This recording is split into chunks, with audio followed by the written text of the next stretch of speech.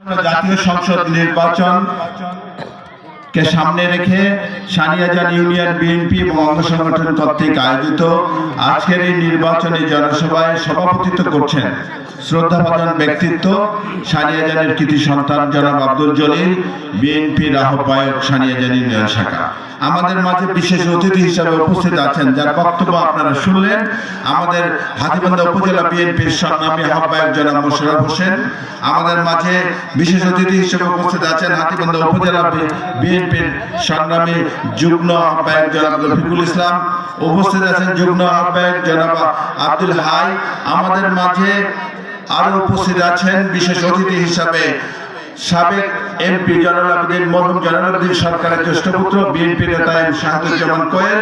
উপস্থিত আছেন যারা এই ইউনিয়নে কঠোর পরিশ্রম করে বিএনপিকে সংগঠিত করছে, সমন্বয়কের দায়িত্ব পালন করছেন আসাদুল ইসলাম আসাদ মাস্টার, আছেন মোস্তাফিজুর রহমান সোহেল, আছেন মাহিদুল ইসলাম আপেল, এবং আমাদের মাঝে আরো উপস্থিত আছেন সানিয়াজান ইউনিয়ন বিএনপির সদস্য সচিব রফিকুল ইসলাম এবং আমার সামনে উপস্থিত ভাই সানিয়াজানবাসী ভাই এবং বোনেরা, সবাইকে সালাম। আসসালামু আলাইকুম ওয়া রাহমাতুল্লাহি ওয়া বারাকাতুহু।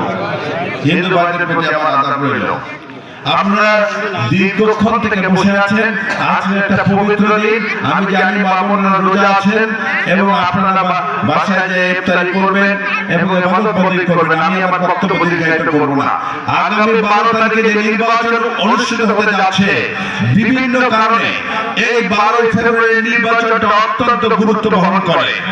প্রথমত, এই নির্বাচনে যারা অংশগ্রহণ করছে তারা একটা আমার দল বিএনপি, জাতীয়তাবাদী দল বিএনপি, স্বাধীনতার সপক্ষের দল, আর আমাদের সঙ্গে যারা প্রতিযোগিতা করছে আপনারা জানেন দীর্ঘদিন কৌশলগত রাজনীতির কারণে এরা বিএনপির সঙ্গে জোটভুক্ত ছিল, এখন বিএনপির বিরুদ্ধে নির্বাচন করছে। স্বাধীনতা সংগ্রামে তাদের ভূমিকা কি ছিল আপনারা একটু বেছে নেবেন, জেনে নেবেন। আর একটা কারণ গুরুত্বপূর্ণ, সেটা হলো বাংলাদেশের মানুষ সহ আন্তর্জাতিক বিশ্ব বিভিন্ন জরিপ যেগুলো বের হচ্ছে, সেখানে দেখা যাচ্ছে বিএনপি 70% মানুষ বিশ্বাস করে আগামীতে প্রধানমন্ত্রী হবে তারেক রহমান সাহেব। মানে কি? মানে আগামীতে ইনশাআল্লাহ আপনাদের সমর্থনে, মানুষের সমর্থনে বিএনপি রাষ্ট্র পরিচালনার দায়িত্ব পাবে। যদি বিএনপি রাষ্ট্র পরিচালনার দায়িত্বে যায় আমাদের এই অঞ্চলে, আমরা কি বিএনপির এমপি বানাবো কি বানাবো না বলেন?